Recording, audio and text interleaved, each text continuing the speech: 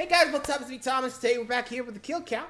And tonight, well, here comes the sequel to the Texas Chainsaw Massacre, the Texas Chainsaw Massacre 2. I think this leans more into the funny side, while the other one was more artistic, from what I remember.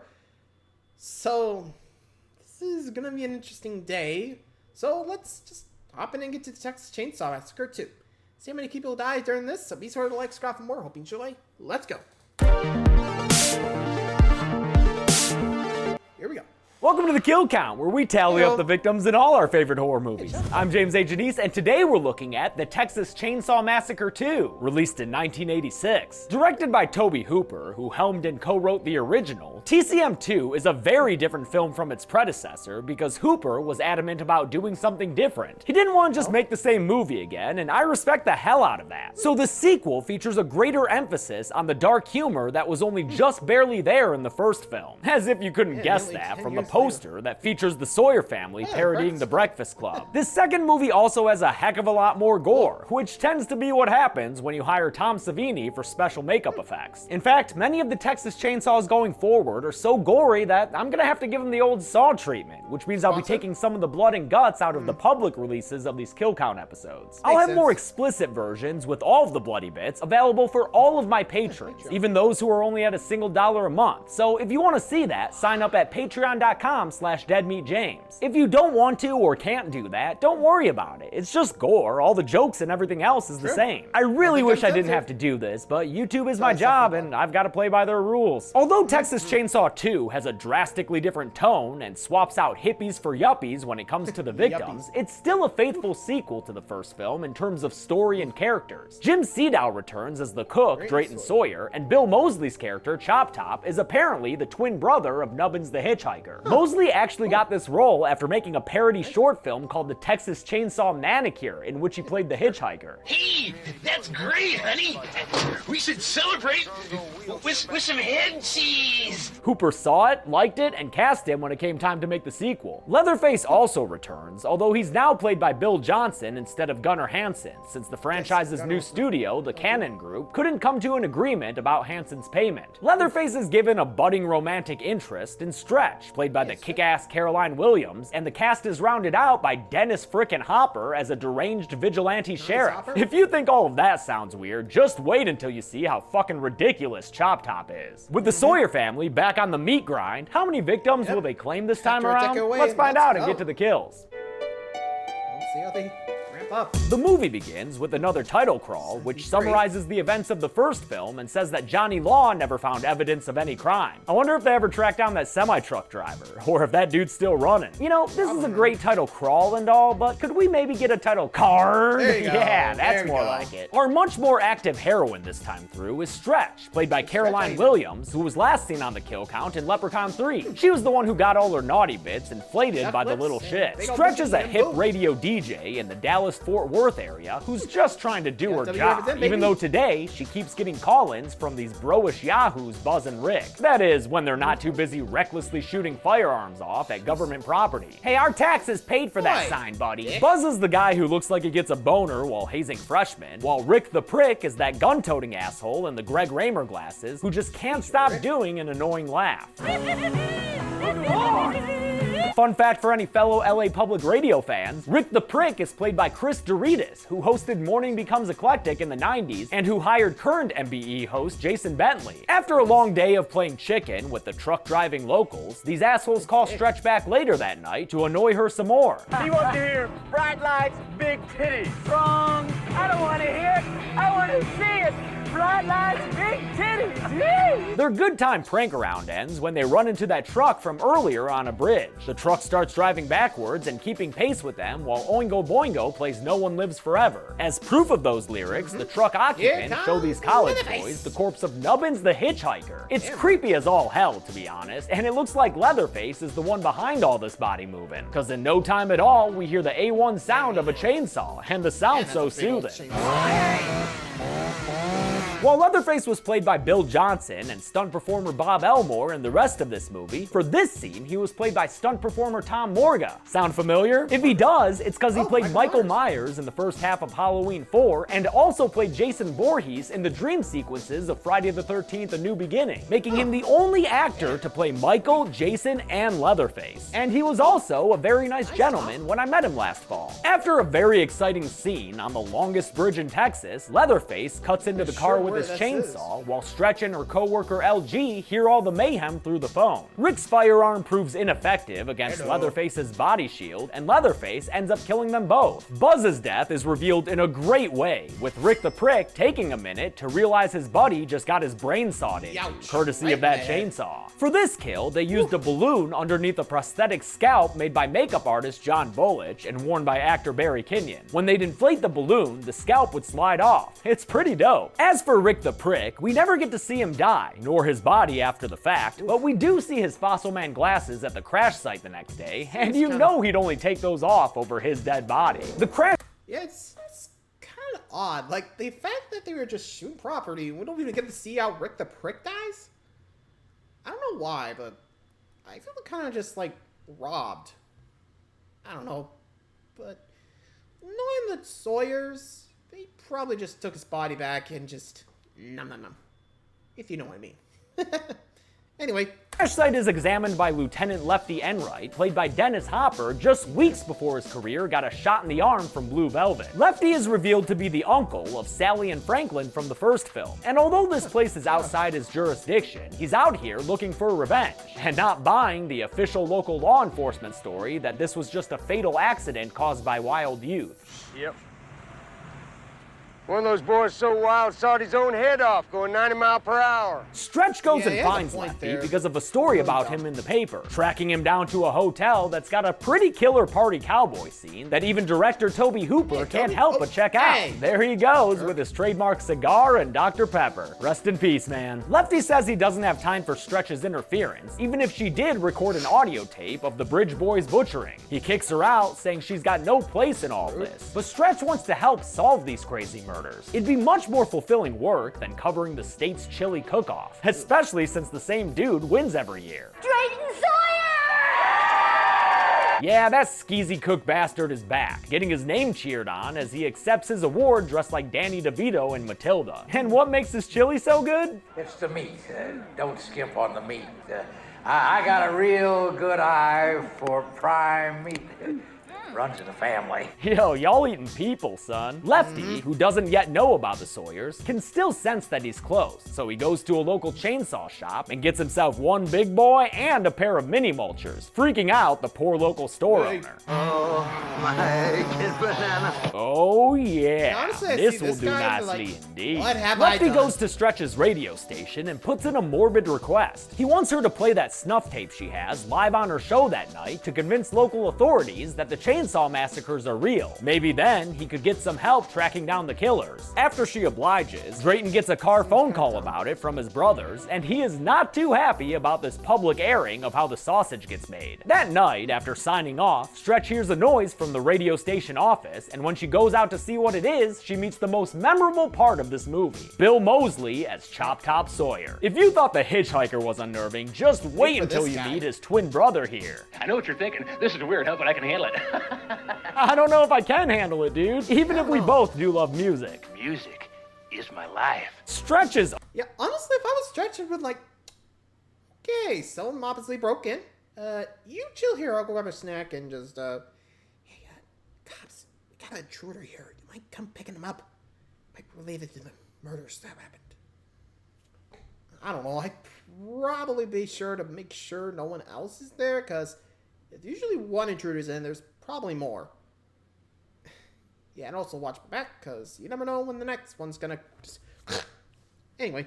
All sorts of creeped out by this weirdo, and no wonder. He's standing there using a coat hanger to snag himself some scalp snacks. Even though this visit is apparently a first for him, You know, I've never been to a radio station before. she still tries to usher him out, both by using subtle social cues. Good night.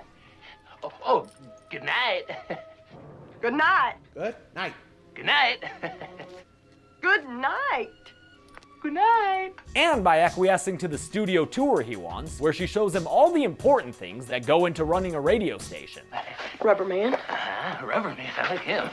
Armadillo. Oh, Here's Mr. Shark. Mr. Shark. Eventually, the tour winds up at the record vault.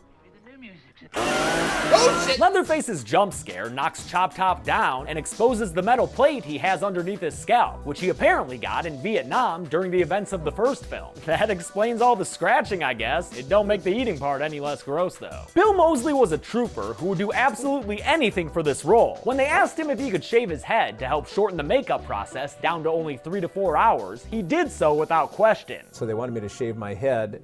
And so I would have shaved my ass and walked backwards for that part. Stretch is able to escape into a back storeroom, and while Leatherface runs into some chainsaw problems against the metal door, LG returns to the station from a coffee run. Inside the office, he finds Chop Top making a mess in the record vault, and also being a real rude dude. Hey, lick my plate, you dog dick. While LG is distracted by Chop Top's antics, Leatherface comes from behind and knocks him to the floor, allowing Chop Top to go absolutely ham on his head with a hammer. Leatherface heads back to the metal door and tries to dance it open, and when that doesn't work, he just Kool-Aid Mans through the wall and starts swiping wildly at Stretch. What follows is one of the most bizarre and memorable scenes in the entire franchise, right after Leatherface gets done wrecking the radio station soda supply for their upcoming company barbecue. Rude. Stretch gets him to power down his chainsaw by telling him he's not really mad at her. In fact, hey Leatherface, yo, you kinda like her, don't you? How good are you?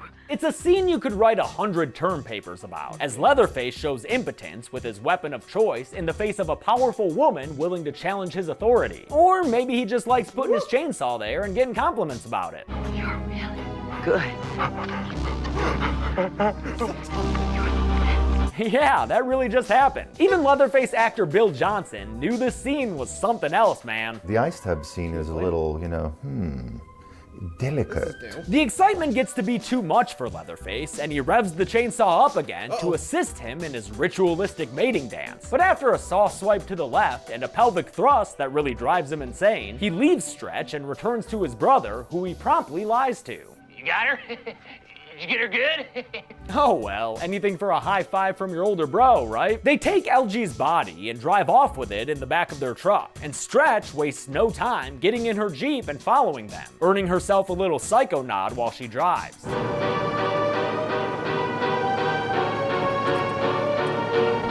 She follows.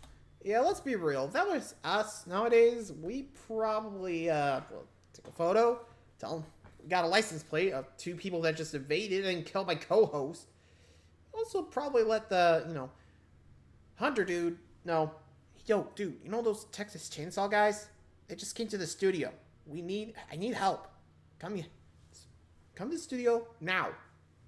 Them to the Texas Battleland, an abandoned amusement park / nightmare land that we'll be spending the rest of this movie at. So settle in, motherfuckers. Stretch gets out of her car and follows the Sawyer truck on foot before she's chased by another car into a cool little tunnel thing. What's that thing made out of? Dinosaur ribs? The car chasing her ends up being Lefty, but before they can properly reunite, Stretch is dropped through a trapdoor in the ground, tumbles down a dirt chute, slides down a dirty slide, and falls through a dirt floor. Lefty would rather not do all of that, so he just gets his chainsaws, says a prayer, and rushes into this bizarre amusement park screaming like a madman. Stretch wakes up in an underground meat cellar and hides behind a barrel when she hears someone coming. Turns out it's the Sawyer boys, Drayton, Chop Top, and Leatherface, who they call Bubba in this movie. They leave Bubba to work on stripping the clothes and then skin off of LG's body, while Stretch watches in horror. Aw, and then Bubba takes off LG's face too? Is that an order for Nick Cage or John Travolta, Bubba? Leatherface eventually finds Stretch hiding, but can't bring himself to kill her after she tells him no good. Instead, he keeps Stretch hidden from his siblings, as Chop Top does a damn good Drayton Sawyer impression.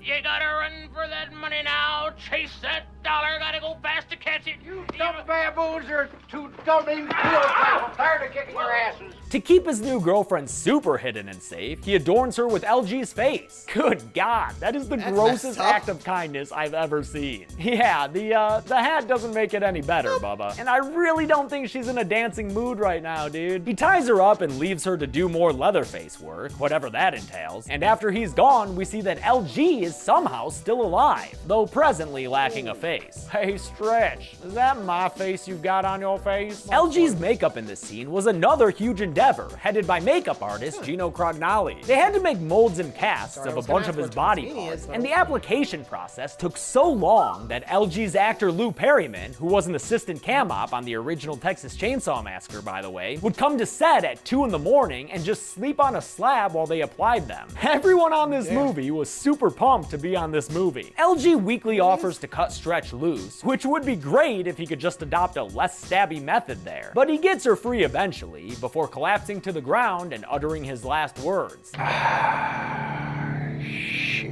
He finally dies from being skinned alive, and as a sign of respect, Stretch removes his hat and his face. There, just like new again. All better. Stretch exits the cellar into a huge area full of meat and meat smoke, and from here on out, we get to enjoy the insanely detailed production design done by Carrie White, who also built these sets. I love how these spaces are filled with festive lights as we watch the familial turmoil of the Sawyers. Drayton complaining about small business taxes, while Chop Top dances around with his dead twin brother, Nubbins. Meanwhile, Lefty has been taking an open house tour of the place and is not impressed with what he finds. Why, that wall is not regulated to hold loose piles of innards like that. Since Lefty's an adamant believer in housing codes, he knows what has to be done. Bring it all down! His anger is reignited a little later when he comes across the corpse of his nephew Franklin. Damn, and those batteries still running? They must be energizers that keep going and going and going. Kinda like this franchise. He gets back to work, and his support beam sawing gets the attention of the Sawyers. In the excitement that follows, Chop Top probably would have seen Stretch if he wasn't too busy rehearsing his latest hit single, Nomland. Nomland! Pretty catchy, huh, Stretch? And he even does his own pyrotechnics. But Drayton has put his pop music career behind him, so he does notice Stretch running around their tunnels and tells his younger brothers to go find her. Stretch runs through the park's tunnels, which are not only full of interesting bone furniture that was made by prop master Michael Sullivan, but are also chock full of more lights, which was actually a pragmatic solution to lighting these tunnels during these chase scenes. They had to dress and light nearly a quarter mile of tunnels for all these scenes. Once again, the production designer, in this case Carrie White, is majorly responsible for this movie's effectiveness. Leatherface pops out and does his little hip shake some more, then chases Stretch to a dead end and holds her there until his brothers arrive. Drayton accuses Stretch of being the cause of all this structural destruction going on until Chop Top recognizes her from the radio station. But wait a minute, she shouldn't be alive. Leatherface, you got some splaining to do. Bubba doesn't even need to say anything, cause Chop Top figures it out all on his own. Bubba's got a girlfriend! Oh, sorry about my family. Didn't get to pick them. Drayton doesn't approve of the relationship because to him, the business is more important. You got one choice, boy. Sex or the saw. Sex is, well, nobody knows. But the saw is family. I don't know if you're the best judge in this situation, Drayton. I mean, can you even spell sex? S-C-E-X. Sex? Close, but no. Under Drayton's orders, Chop Top takes a bone and knocks Stretch out with it, and when she comes to, well, I hope you like leftovers, because we've got another goddamn dinner scene to get through. And you know no dinner scene would be complete without Grandpa. He is the best at killing. Grandpa is looking great for his age of 137. Grandpa's strict liquid diet keeps him as fresh as a rose. It also probably helps that he was once again played by a younger dude, Vietnam vet Tom Everett, wearing makeup that took 9 hours to apply, made by John Volich. Drayton tries to explain the history of the meat industry to Stretch, but she's not a very good dinner guest. Because of her poor table manners, Drayton calls Stretch's number, even with Leatherface reluctant to serve his new girlfriend. But Bubba's a baby, so after stealing a kiss, not cool Leatherface, he brings Stretch over to the paper-thin patriarch because once again, we need to stop. Hammer time? Cause it's hammer time. You know, as long as Grandpa can keep it in his hand. Oh, he can't? That's okay. At least he's got a ladle to lick and a coat hanger. Chop Top scalp. Grandpa eventually gets his shit together and hits Stretch once with the hammer, but he's unable to finish the job, so Drayton has to take over. Damn, that was painful to watch. Sounds like a good time for crazy-ass Lefty to join the fray. Lefty. Boys. What the hell's going on here? You're That's deaf, the American way of entering a man's home. Lefty tells the Sawyers that he's here for vengeance, and it's gonna take more than some of their meat money to make him go away. I'm the Lord of the Harvest. You're the crop. Some new health food bunch? Stretch raises her head and gets Lefty's attention, so now it's righteous chainsaw time. First, Lefty saws into Drayton's butt, sending him spiraling under the table like a dog in shame, and then he uses it to cut Stretch free. Lefty and Leatherface get into a motherfucking chainsaw fight, which, like, is one of the coolest things imaginable, while Stretch makes a getaway with Chop Top right behind her. As the extended chainsaw sequence plays out overhead, Drayton complains about the plight of small business owners again, before realizing the extent of his injury. Sure burned my beans bad on that one. Above him, Lefty lands a gut shot on Bubba and puts his saw all the way through, and then it's double mini chainsaw time. Drayton, knowing things are lost, grabs Nubbins' corpse and pulls out a grenade from the knapsack around his neck. Neck sack? No. He pulls the pin and drops it, and since we see Grandpa, Leatherface, Drayton himself, and the hootin' hollerin' Lefty all right next to it when it explodes behind Stretch and Chop Top on their way out, I'll count all 4 of these dudes on the list. We never see 3 of them again, and as for Leatherface, I don't know, man. The sequels aren't concerned with continuity from here on out. Trust me. Stretch has been chased out of the park by now, and apparently all these shenanigans lasted the whole goddamn night, since now it's bright and shining outside. She fends off Chop Top with many a kick, including one that nearly sends him careening down the side of this place. And eventually, she gets to the top of the mountain where she finds Grandma, or, you know, what's left of her anyway. I don't know, maybe she just forgot to put on her ruby necklace. Chop Top pulls himself together and comes into the mountaintop shrine where his favored method of intimidating Stretch appears to be cutting his own neck. Okay. It's like death eating a cracker. You took the words right out of my mouth. Stretch grabs the chainsaw from Grandma's corpse, and although Chop Top slashes her a bunch as she's trying to get it started, he doesn't ultimately prevent her from revving up the blade and cutting into his torso with it. The attack sends him careening backwards down the mountainside, and hey, what the hell, I'll put him on the list. We'll never see him again, and might as well give this movie the little boost in numbers. The movie ends with Stretch replicating Leatherface's chainsaw dance from the first movie, but hers is on top of a mountain, so like points for altitude, I guess? How many kills did we get in this crazy sequel to a classic? I'll tell you at the numbers, because counting kills is my life. Nice. So 8, I think? By my generous counting, 8 people died in the Texas Chainsaw Massacre 2. All of them were men of varying ages and facilities, giving us a completely blueberry meat pie. And with a runtime of 101 minutes, that left us with a kill on average every 12.63 minutes. I'll give the golden chainsaw for coolest kill to Buzz, definitely. He got his head sawed in half while driving. That's insane. Dull machete for lamest kill will go to Rick the Prick, since we didn't even get to see a body. Come on, Texas Chainsaw, show us the massacre. And that's it. The Texas Chainsaw Massacre 2 came out in 1986 and was released by the Cannon Group unrated after the MPAA wanted to give it an X. Next week is Leatherface, the Texas Chainsaw Massacre 3. But until then, I'm James A. Janice. This has been The Kill Count. Thanks a lot for watching. Well, got through that one. So, I think that's the only death that Leatherface ever had. Like, all the other times, he survives. I think he's actually the only serial killer in, like, horror movies that doesn't really suffer a death all that often. Like, think about it. Most of the franchises end with the death of the, killer. Jason nearly every time, Freddy, Michael Myers. Actually, maybe not Michael Myers, but you get the idea, right? They always seem to die. But Leatherface, Michael Myers, they don't.